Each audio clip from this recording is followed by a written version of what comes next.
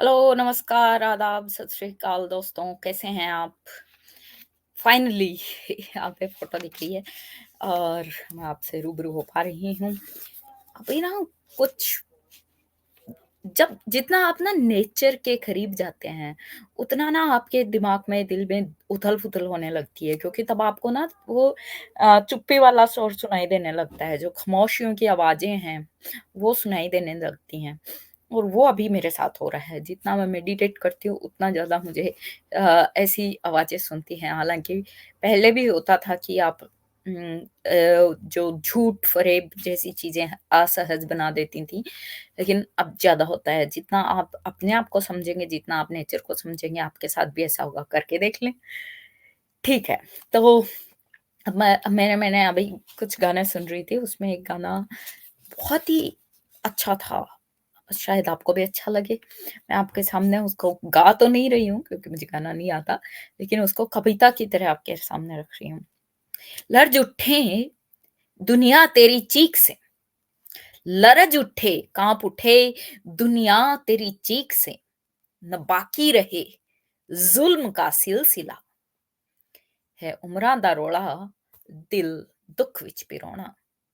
ये रखना ही क्यों हमें दुःख? है उमरां दा रोड़ा, दिल दुःख विच पिरोना, मेरे मौला जो दिल दिया तो तन्हाई दीन होती।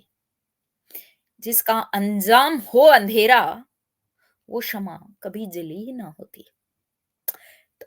इस ऐसी शम़ा को बुझाकर हमें नई रोशनी देने वाली शम़ा को जलाना है और उसके लिए राइटर क्या कहता है, न चुप रह के यूं जिंदगी रोल दे, अपनी जिंदगी मत गंवाओ चुप्पी साध के, न चुप रह के यूं जिंदगी रोल दे, सितम हो चुका अब जुबां खोल दे। सितम तो हो रहा है, हो चुका भी है, तो अब जुबां खोल दे। कल मेरे पास एक मोहतरम का मैसेज आया जो काफी मतलब रेस्पेक्टेड हैं, बुजुर्ग हैं, तो वो कहते हैं कि जो बीत गई सो बात गई, भूल जाओ कल को। लेकिन जो जुर्म हुआ है, वो जब हो चुका है तभी तो हमें पता चला है और हमें अगर सच पता है, हमें पता है कि वो जुर्म है, वो गलत है, उसके खिलाफ हम आवाज़ उठा सकते हैं, तो हम आज ही ना उठाएँगे? हमें भविष्य के जुर्म का तो आज नहीं पता है। हाँ, इतना पता है कि अगर हम आज भी चुप रहे, तो भविष्य में इससे भी बड़ा जुर्म होने वाला है। हमारे साथ नहीं, तो हमारे बच्चों के साथ, आपके बच्चों के साथ अगर आप ना बोले तो। और आज वो कहते हैं, वही मोहतरम जिनका कल ये मैसेज आया था, आज कहते हैं कि इतना कुछ जुर्म हो रहा है, फिर भी हमें वो स्लोगन नहीं सुन रहे हैं कि भई जोर जुल्म की टक्कर में संघर्ष हमारा नारा है। तो एक तरफ तो आप कहते हैं कि जो हो गया उसको भूल जाइए। दूसरी तरफ आप कहते हैं कि जोर जुर्म की टक्कर में संघर्ष हमारा नारा है जैसी आवाजें नहीं सुन रही हैं हमको। तो बोलने वाले को एक तरफ आप चुप कर रहे हैं, दूसरी तरफ कह रहे हैं कि आवाजें नहीं सुन रही हैं, तो हम किसको मानें? आप हमसे बड़े हैं, हमारे बुजुर्ग हैं और अगर आप ऐसी दोगली बातें करेंगे, तो मैं खाली उनसे नहीं पूछना चाहती हूँ। आप जो मुझे देख रहे हैं, सुन रहे हैं इस वक़्त, उनसे भी पूछना चाहती हूँ क्योंकि आपको कहीं न कहीं कुछ न कुछ मेरी बात में सच्चाई या अच्छाई नज़र आई होगी, इसीलिए आप मुझे इतना वक़्त दे रहे हैं, वरना तो कोई वक़्त नहीं देता क्योंकि वक़्त सबसे कीमती है, पैसा नहीं। तो इ अगर आप ये सोच रहे हैं, तो आप अपने चारों तरफ ज़रा नज़रें घुमा के देखें। अपने अंदर नज़रें घुमा के देखें कि क्या कभी आप भी चुप रहे हैं जुर्म के खिलाफ?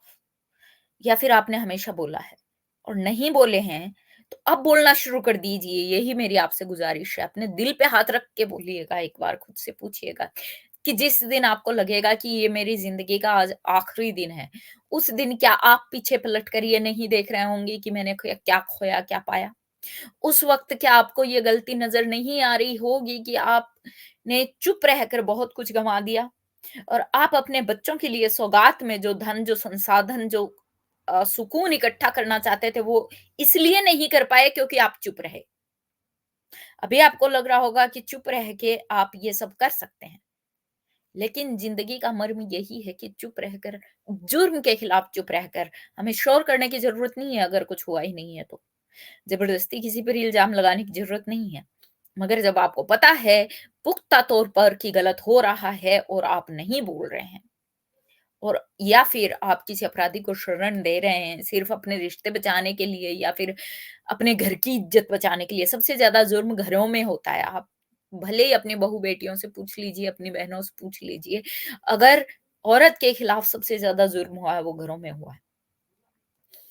ऐसे ही अगर हमारे किसी नेता ने जुर्म किया है हमारे साथ खिलाफ, हमारे समाज के खिलाफ लागती की है, भ्रष्टाचार किया है, तो वो हमारे आस-पास के एरिया में हुआ है, ना कि देश दुनिया का। वो फ़र्क हमें तब पड़ेगा जब हम यहाँ पे सब कुछ सही कर लेंगे।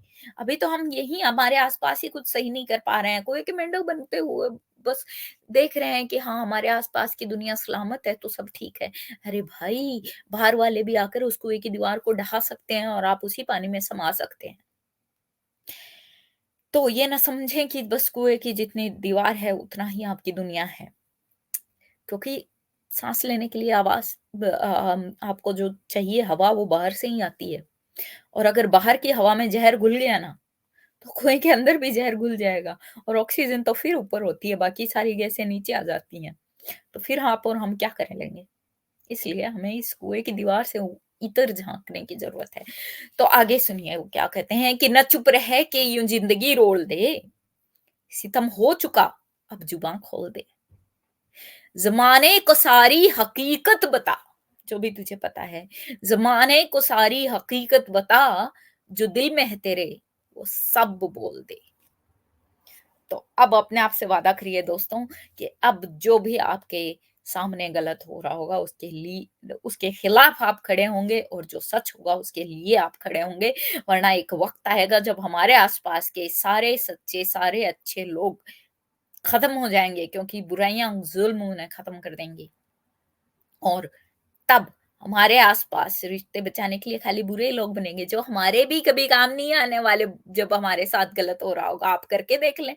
सोचें एक बार, जो आपका रिश्तेदार या जो आपका करीबी दोस्त गलती में मुब्तला है, उससे अगर आपने कभी भी मदद माँगी है, क्या उसने आपकी मदद की है?